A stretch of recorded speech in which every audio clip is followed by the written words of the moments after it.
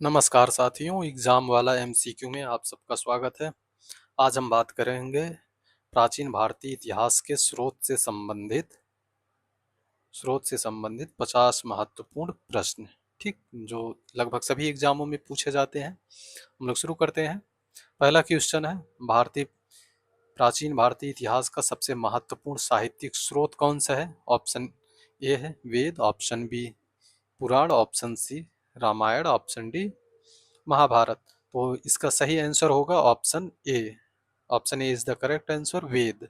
सबसे प्राचीन महत्वपूर्ण साहित्यिक स्रोत कौन सा है? तो वेद है। लोग अगले क्वेश्चन पर चलते हैं और अगला क्वेश्चन है, भारतीय इतिहास के अध्ययन का सबसे प्राचीन स्रोत कौन सा है?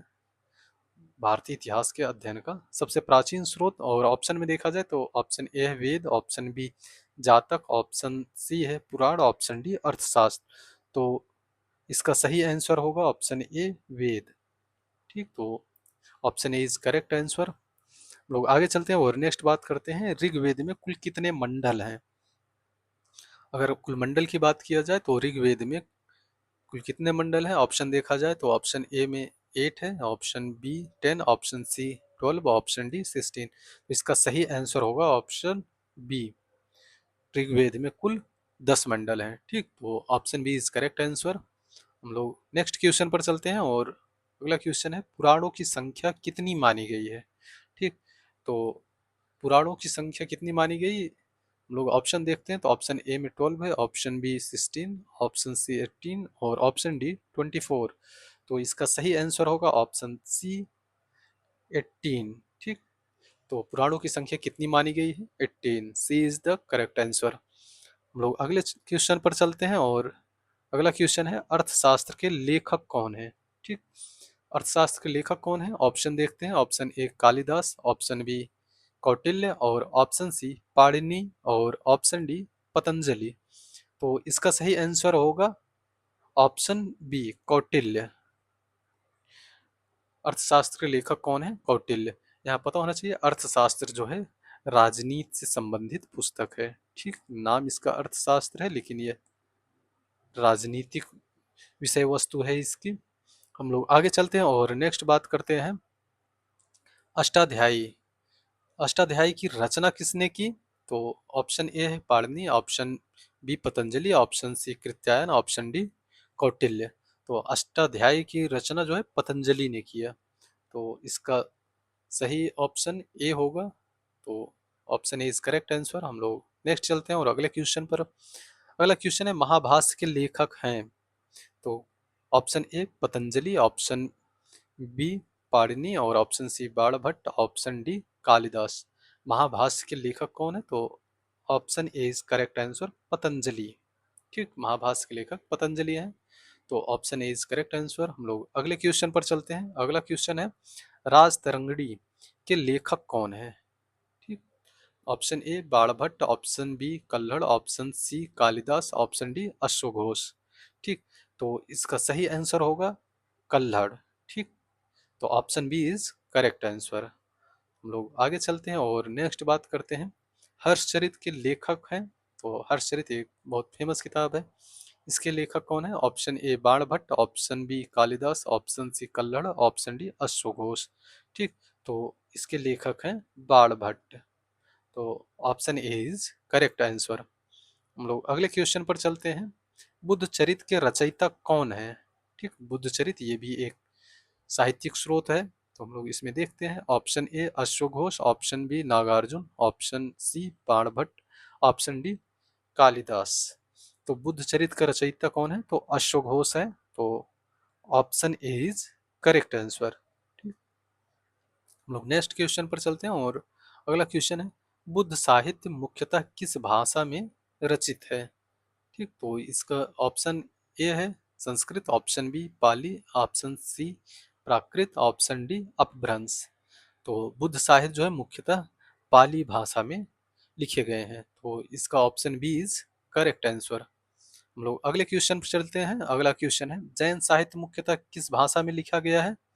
तो इसका ऑप्शन ए है पाली, option B Ardhamagadhi, option C फारसी, ऑप्शन डी अरबी। तो जैन साहित्य जो है मुख्यतः अर्धमागधी भाषा में लिखे गए हैं। ठीक, तो इसका सही आंसर होगा ऑप्शन बी। लोग अगले क्वेश्चन पे चलते हैं और अगला क्वेश्चन है जातक कथाएं किससे संबंधित हैं। ठीक, तो पता होना चाहिए जातक कथाएं। तो ऑप्शन देखते हैं पहले। Option A Mahavir, option B Buddha के पूर्व जन्म, option C Ashok, option D Chandragupta. तो जातक कथाओं का संबंध जो है वो बुद्ध के पूर्व जन्म की कहानियां हैं। ठीक, तो इसका option B is correct answer होगा। हम लोग आगे चलते हैं। अगला क्वेश्चन है दीपवंश और महावंश किस देश से संबंधित ग्रंथ है। ठीक, पता होना चाहिए। इसमें दीपवंश और महावंश के बारे में पूछा गया है। ऑप्शन ए है Nepal, option B Sri Lanka, option C चीन, ऑप्शन डी तिब्बत। ठीक, तो इसका संबंध जो है श्रीलंका से है। ठीक, तो option B is correct answer. हम लोग अगले क्वेश्चन चलते हैं। अगला क्वेश्चन है मेगस्थनीज किसका राजदूत था। ठीक, मेगस्थनीज के विषय में पूछा जा रहा है। तो option A Seleucus, option B Sikandar, option C Darius, option D Ptolemy. तो इसका सही आंसर होगा ऑप्शन ए सेल्यूकस निकेटर। ठीक, सेल्यूकस का पूरा नाम था सेल्यूकस निकेटर। मेगस्थनीज सेल्यूकस के राजदूत थे। ठीक, तो option A is correct answer. यहाँ याद रखना सिकंदर नहीं होगा। ठीक, सिकंदर की मृत्यु के बाद जो है यहाँ की कमान जो है सेल्यूकस के पास आती है और सेल्यूकस का ही राजदूत था मेगस्थनीज, जो मौर्य साम्राज्य में मौर्य के दरबार में आता है। ठीक, चंद्रगुप्त मौर्य के दरबार में। लोग आगे चलते हैं और अगला क्वेश्चन देखते हैं। अगला क्वेश्चन है मेगस्थनीज ने कौन सा ग्रंथ लिखा है। बहुत फेमस है क्वेश्चन यह। तो option A Indica, option B Geographica, option C Periplus, option D Mahavamsa. तो इसका सही आंसर होगा इंडिका। मेगस्थनीज ने इंडिका नामक ग्रंथ की रचना की। ठीक, तो option A is correct answer. हम लोग अगले क्वेश्चन चलते हैं और अगला क्वेश्चन है इंडिका किस काल की जानकारी देती है। ठीक, तो ऑप्शन देखते हैं। ऑप्शन ए मौर्य काल, ऑप्शन बी गुप्त काल, ऑप्शन सी कुषाण काल, ऑप्शन डी हड़प्पा काल। तो इंडिका जो है ये मौर्य काल के संबंध में जानकारी देती है। पता होना चाहिए कि चंद्रगुप्त मौर्य के दरबार में ही मेगस्थनीज आता है और दरबार में जो भी वो देखता है कुछ घटनाएं उन सब का उल्लेख करता है जिससे मौर्य काल के संबंध में जानकारी मिलती है। ठीक, तो ऑप्शन ए इसका करेक्ट आंसर होगा। लोग नेक्स्ट चलते हैं। अगला क्वेश्चन है फाहियान भारत कब आया। ठीक, फाहियान भारत कब आया था। तो ऑप्शन ए गुप्त काल में, ऑप्शन बी मौर्य काल, ऑप्शन सी दिल्ली सल्तनत, ऑप्शन डी मुगल काल। तो पता होना चाहिए कि फाहियान जो है चंद्रगुप्त द्वितीय के समय आया था। ठीक है, चंद्रगुप्त द्वितीय के समय। ठीक, तो इस कब आया था तो गुप्त काल के समय। ठीक, option A is correct answer. ठीक, हम लोग आगे चलते हैं और नेक्स्ट क्वेश्चन देखते हैं। अगला क्वेश्चन है वेनसांग किस शासक के समय भारत आया था। ठीक, वेनसांग जो है ऑप्शन देखते हैं। Option A Ashok, option B Harshvardhan, option C Samudragupta, option D Kanishka. तो इसका सही आंसर होगा हर्षवर्धन। वेनसांग हर्षवर्धन के समय आता है भारत और इसका सही ऑप्शन बी होगा। ठीक, तो हम लोग चलते हैं अगले क्वेश्चन पर। अगला प्रश्न है इत्सिंग भारत किस उद्देश्य से आया था। ठीक, इत्सिंग जो है भारत किस उद्देश्य से आया था। तो इसका ऑप्शन है ऑप्शन ए व्यापार, ऑप्शन बी बुद्ध धर्म का अध्ययन करना, ऑप्शन सी युद्ध करने, ऑप्शन डी है कृषि। तो इसका सही आंसर होगा बुद्ध धर्म का अध्ययन करना। ठीक, तो इसका option B is correct answer. यहाँ एक चीज और ध्यान देना कि जो ये तीन चीनी यात्री आए हैं इनका क्रम पूछता है कभी कभी। तो शुरुआत में सबसे पहले कौन आया था, फाहियान आता है। सबसे पहले फाहियान आता है, फिर उसके बाद कौन आता है, वेन सॉन्ग आता है,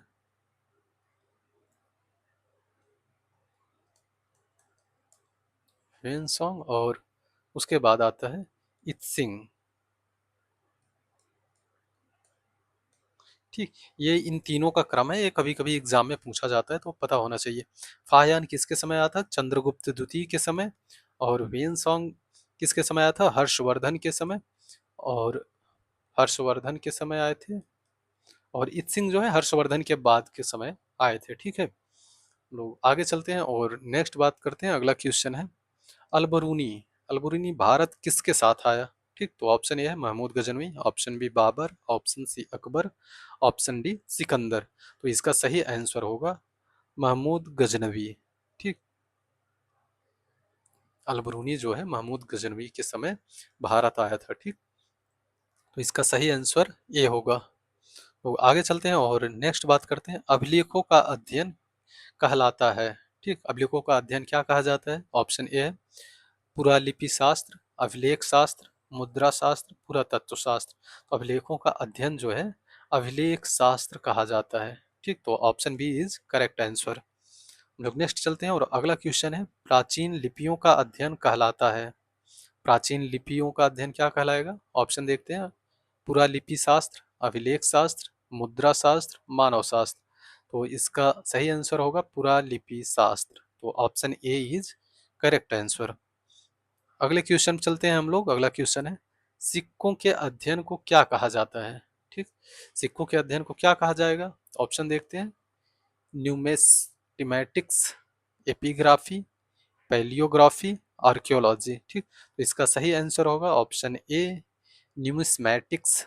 ठीक, तो option A is correct answer. हम लोग नेक्स्ट चलते हैं। अगला क्वेश्चन है पुरातत्व का जनक किसे माना जाता है? तो ऑप्शन देखते हैं। ऑप्शन ए Alexander Cunningham, John Marshall, Dayaram Sahni, Rakhaldas Banerjee. तो इसका सही आंसर होगा अलेक्जेंडर कनिंघम। ठीक, बहुत इंपॉर्टेंट क्वेश्चन है। तो option A is correct answer. Alexander Cunningham को भारत का पुरातत्व जनक माना जाता है। ठीक, हम लोग अगले क्वेश्चन चलते हैं। अगला क्वेश्चन है भारतीय पुरातत्व सर्वेक्षण ASI, archaeological survey of India की स्थापना कब हुई? ठीक, इसकी स्थापना कब हुई? ऑप्शन है 1861, 1857, 1901, 1947। तो इसका सही आंसर होगा 1861। ठीक, 1861 में ASI की स्थापना हुई। तो option A is correct answer. अगले क्वेश्चन चलते हैं। अगला क्वेश्चन है हड़प्पा की खोज किसने की? ठीक, हड़प्पा की खोज किसने की? तो ऑप्शन ए है Dayaram Sahni, Rakhaldas Banerjee, John Marshall, wheeler. ठीक है, यहाँ इन दोनों नाम में कन्फ्यूजन हो सकता है। ठीक, तो इसका सही आंसर क्या है? दयाराम साहनी। याद रखना किसी भी तरीके से कुछ भी निमोनिक्स बनाकर या कुछ भी। तो option A is correct answer. वैसे तो मैं याद किया हूँ कि हड़प्पा ये छोटा है थोड़ा सा मोहनजोदाड़ो की अपेक्षा, और नाम भी देखो राखलदास बनर्जी की अपेक्षा थोड़ा सा छोटा है। तो हड़प्पा दयाराम साहनी और मोहनजोदाड़ो राखलदास बनर्जी। ठीक, तो ऐसे करके याद कर सकते हैं। अगले क्वेश्चन चलते हैं हम लोग। अगला क्वेश्चन है मोहनजोदाड़ो की खोज किसने की? तो ऑप्शन ए राखलदास बनर्जी, दयाराम साहनी, कनिंघम, व्हीलर। तो इसका सही आंसर क्या होगा? ए राखलदास बनर्जी। अभी हम लोग पीछे बात कर रहे थे तो वैसे ही याद कर लेना। देखना मोहनजोदाड़ो बड़ा है, ये तो इनका भी नाम बड़ा है, राखलदास बनर्जी। ऐसे ऐसे ही करके याद कर लेना, ज़्यादा समय तक याद रहेगा, नहीं तो कन्फ्यूजन बना रहेगा। हम लोग अगले क्वेश्चन चलते हैं। अगला क्वेश्चन है ब्राह्मी लिपि को किसने पढ़ा? ठीक, सबसे पहली बार ब्राह्मी लिपि को किसने पढ़ा था? ऑप्शन ए है James Prinsep, Cunningham, Marshall, Smith. तो इसका सही आंसर होगा जेम्स प्रिंसेप। ठीक, तो option A is correct answer. अगले क्वेश्चन चलते हैं हम लोग। अगला क्वेश्चन है खरोष्ठी लिपि किस दिशा में लिखी जाती थी? खरोष्ठी लिपि की बात किया जा रहा है तो, और उसके डायरेक्शन पूछा जा रहा है। ऑप्शन ए है दाएं से बाएं, बाएं से दाएं, फिर ऑप्शन बी दाएं से बाएं, ऑप्शन सी ऊपर से नीचे, ऑप्शन डी नीचे से ऊपर। तो इसका सही आंसर होगा दाएं से बाएं। ठीक, तो option B is correct answer. अगले क्वेश्चन चलते हैं हम लोग।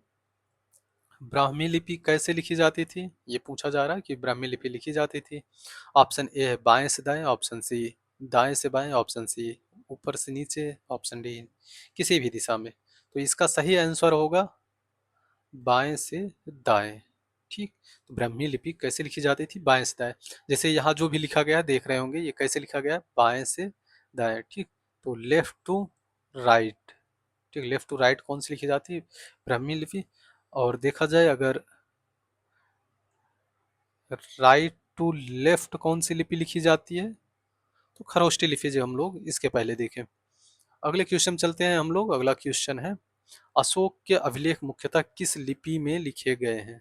ठीक, यहाँ मुख्यतः शब्द लगा है तो याद रखना, अशोक के जो अभिलेख हैं वो मुख्यतः ब्राह्मी लिपि में लिखे गए हैं। ठीक, ऑप्शन ए इसका करेक्ट आंसर होगा। ठीक, वैसे खरोष्टी लिपि में भी कुछ लिखे गए हैं, एक आध दो हैं जो खरोष्टी लिपि या आर्मेयिक लिपि इसमें लिखे गए हैं, जो शाहबाजगढ़ी, मानसेहरा, ये दो अभिलेख है ना पाकिस्तान और अफगानिस्तान वाले क्षेत्र में।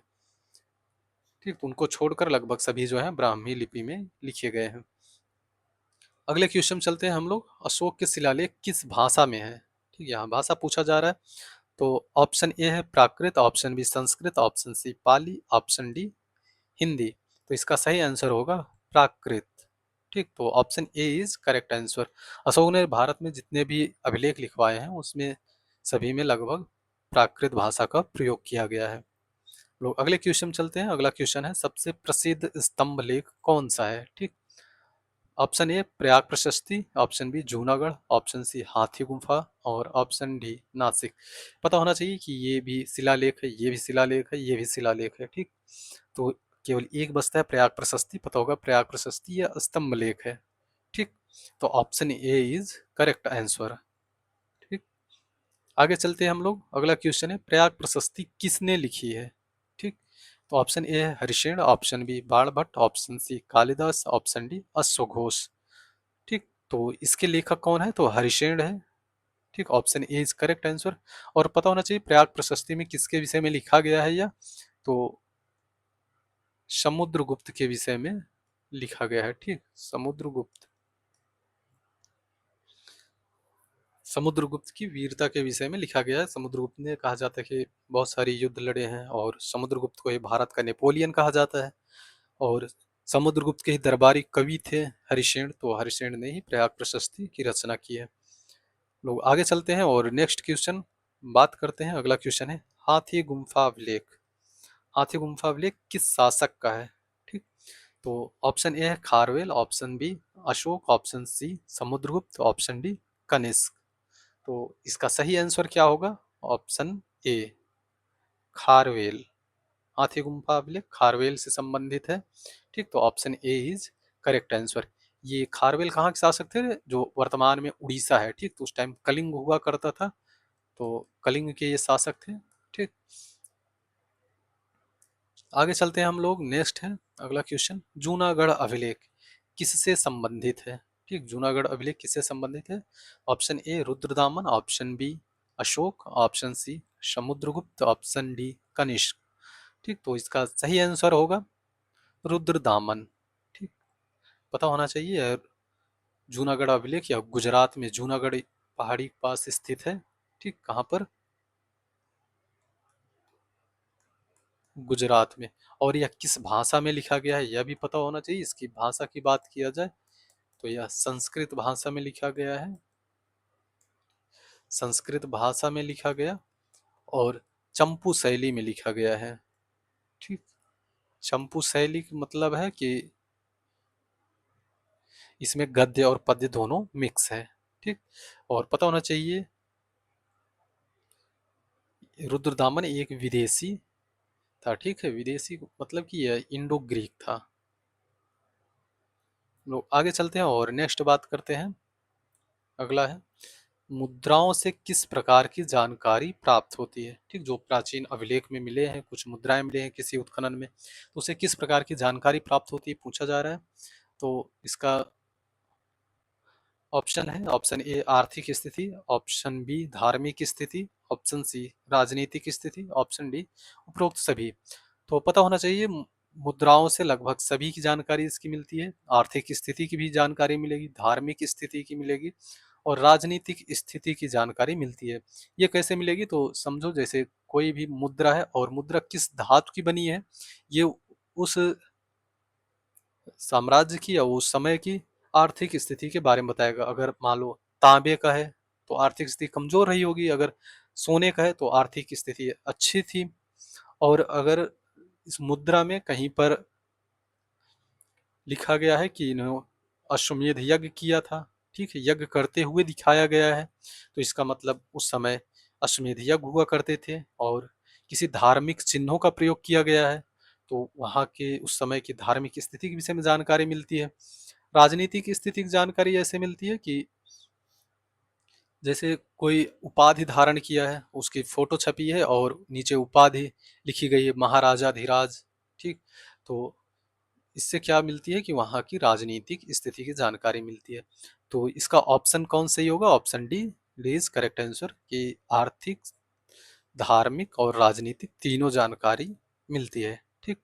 लोग अगले क्वेश्चन चलते हैं। अगला क्वेश्चन है साहित्यिक स्रोत कितने प्रकार के होते हैं? ठीक, तो option A 2, option B 3, option C 4, option D 5। तो साहित्यिक स्रोत दो प्रकार के होते हैं, पता होना चाहिए कौन कौन से दो प्रकार हैं। तो एक होगा या तो वह धार्मिक साहित्य होगा, ठीक है, धार्मिक साहित्य होगा या फिर लौकिक साहित्य होगा।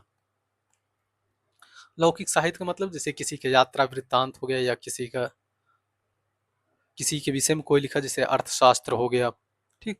तो ये सब का इसमें आएंगे, लौकिक में आएंगे, ठीक है। हम लोग अगले क्वेश्चन चलते हैं। अगला क्वेश्चन है पुरातात्विक स्रोतों में शामिल नहीं है, ठीक। किसे पुरातात्विक स्रोत में शामिल नहीं किया जाता है? ऑप्शन ए अभिलेख, ऑप्शन बी सिक्के, ऑप्शन सी वेद, ऑप्शन डी स्मारक। तो पता होगा ये सब जो है पुरातात्विक साक्ष्य हैं और ऑप्शन सी वेद ये साहित्यिक स्रोत है, ठीक। तो ऑप्शन सी इसका करेक्ट आंसर होगा। लोग अगले क्वेश्चन चलते हैं और अगला क्वेश्चन है विदेशी यात्रियों के विवरण किस प्रकार के स्रोत हैं? ठीक, विदेशी यात्रियों के विवरण उसकी बात किया जा रहा है। ऑप्शन ए साहित्यिक स्रोत, ऑप्शन बी पुरातात्विक, ऑप्शन सी वैज्ञानिक और ऑप्शन डी धार्मिक। तो विदेशी यात्रियों के विवरण जो है ये साहित्यिक स्रोत के अंतर्गत आते हैं, तो option A is correct answer, ठीक। हम लोग अगले क्वेश्चन चलते हैं। अगला क्वेश्चन है सबसे प्राचीन वेद कौन सा है? ठीक, ऋग्वेद, यजुर्वेद, सामवेद, अथर्ववेद। ठीक, तो सबसे प्राचीन वेद माना जाता है ऋग्वेद को, ठीक। तो option A is correct answer. पता होगा कि वेदों की संख्या कितनी है? 4, और ये चारों वेद यहाँ दिए गए हैं, ठीक। और उनका क्रम भी यही है, ऋग्वेद, यजुर्वेद, सामवेद, अथर्ववेद, ठीक। सबसे पुराना ये है और सबसे नया अथर्ववेद है, ठीक। पता होना चाहिए। हम लोग अगले क्वेश्चन चलते हैं। अगला क्वेश्चन है चरक संहिता किससे संबंधित है? ठीक, चरक संहिता किससे संबंधित है? ऑप्शन ए है आयुर्वेद, ऑप्शन बी राजनीति, ऑप्शन सी धर्म, ऑप्शन डी गणित। तो इसका संबंध जो है आयुर्वेद से है, ठीक। तो option A is correct answer. Charaka Samhita पता होना चाहिए कि इसकी रचना किसने की थी, तो चरक ने किया था और यह आयुर्वेद से संबंधित एक ग्रंथ है, महत्वपूर्ण ग्रंथ है, पता होना चाहिए। यह एग्जाम में कई बार यह चीज पूछा गया है, ठीक। चरक संहिता मतलब यह एक प्रकार से ग्रंथ है, ठीक है। हम लोग नेक्स्ट क्वेश्चन चलते हैं। अगला क्वेश्चन है सुश्रुत संहिता का संबंध किससे है? ठीक, ऑप्शन ए शल्य चिकित्सा, ऑप्शन बी ज्योतिष, ऑप्शन सी दर्शन, ऑप्शन डी संगीत। तो इसका सही आंसर होगा ऑप्शन ए शल्य चिकित्सा, ठीक। तो सुश्रुत संहिता का संबंध किससे है? शल्य चिकित्सा से। और पता होना चाहिए इसकी रचना किसने की है, तो सुश्रुत ने ही इसकी रचना की है, ठीक। ये प्राचीन भारत में भारत की जो वैज्ञानिकता है वो उसको दर्शाता है, ठीक। तो उस समय भी शल्य चिकित्सा हुआ करता था। हम लोग आगे चलते हैं और नेक्स्ट बात करते हैं मिलिंद पन्हों। मिलिंद पन्हों में संवाद किनके बीच है? ठीक,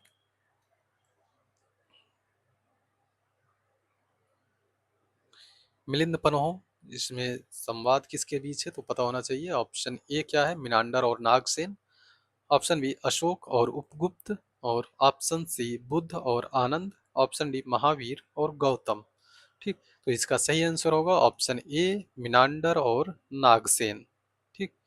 तो मिलिंद पन्हों यह एक किताब है, ठीक। इसकी रचना किसने की, तो नागसेन ने इसकी रचना की है, जिसमें नागसेन और मिनांडर के बीच की संवाद का वर्णन किया गया है, ठीक। हम लोग आगे चलते हैं और अगला क्वेश्चन है पेरिप्लस ऑफ द इरिथ्रियन सी, ठीक। किस विषय से संबंधित है, पता होना चाहिए। पेरिप्लस ऑफ द इरिथ्रियन सी इसके विषय में ऑप्शन ए समुद्री व्यापार, ऑप्शन बी युद्ध, ऑप्शन सी कृषि, ऑप्शन डी शिक्षा। तो इसका सही आंसर होगा ऑप्शन ए समुद्री व्यापार। पेरिप्लस ऑफ द इरेथ्रियन सी। इरेथ्रियन सी से ही समझ में आ जाना चाहिए, इरेथ्रियन सी मतलब कि लाल सागर की बात किया जा रहा है यह, ठीक है। जो लाल सागर है पता होगा कि भूमध्य सागर को और हिंद महासागर को जोड़ने वाला कौन सागर है, लाल सागर, ठीक है।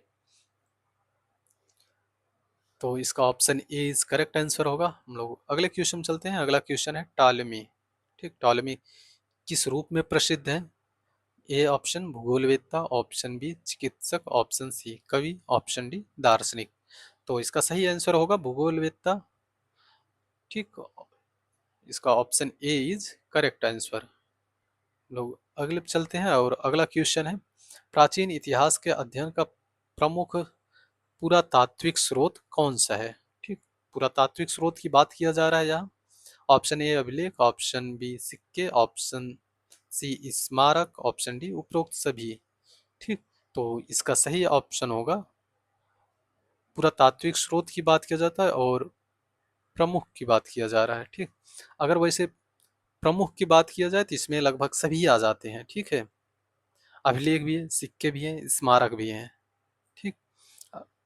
अगर यहाँ पर ये उपरोक्त न देकर कुछ और दिया होता तब उसमें ऑप्शन ए सही हो जाता, ठीक। कि अभिलेख, अगर कोई अभिलेख लिख कर गया है तो वो पुरातात्विक स्रोत में सबसे प्रामाणिक होते हैं, ठीक है। आगे हम लोग चलते हैं और बात करते हैं। अगला है प्राचीन भारतीय इतिहास के स्रोतों को मुख्यतः कितने भागों में बांटा गया है, ठीक। प्राचीन भारतीय इतिहास के स्रोतों को मुख्यतः कितने भागों में बांटा गया है ये पता होना चाहिए। इसका ऑप्शन है ऑप्शन ए 2, ऑप्शन कितने भागों में बांटा गया, option A 2, option B 3, option C 4 और ऑप्शन डी 5। तो इसका सही आंसर होगा ऑप्शन ए 2, ठीक। तो लोग अगले क्वेश्चन चलते हैं और अगला क्वेश्चन है प्राचीन भारतीय इतिहास के पुनर्निर्माण में सबसे विश्वसनीय स्रोत माने जाते हैं, ठीक। सबसे विश्वसनीय स्रोत की बात किया जाए तो इसमें ऑप्शन ए है पुरातात्विक स्रोत, ऑप्शन बी धार्मिक ग्रंथ, ऑप्शन सी लोक कथाएं, ऑप्शन डी दंत कथाएं। तो इसका सही आंसर होगा ऑप्शन ए पुरातात्विक स्रोत, ठीक। तो सबसे विश्वसनीय स्रोत की बात किया जा रहा है तो ऑप्शन ए इज इसका करेक्ट आंसर होगा। लोग अगले क्वेश्चन चलते हैं। बस इतने ही क्वेश्चन थे आज। तो आज हम लोगों ने भारतीय इतिहास के स्रोत से संबंधित कुछ महत्वपूर्ण प्रश्न देखे जो लगभग सभी एग्जाम में पूछे जाते हैं। तो हम लोग मिलते हैं अब अगली क्लास में, तब तक के लिए धन्यवाद।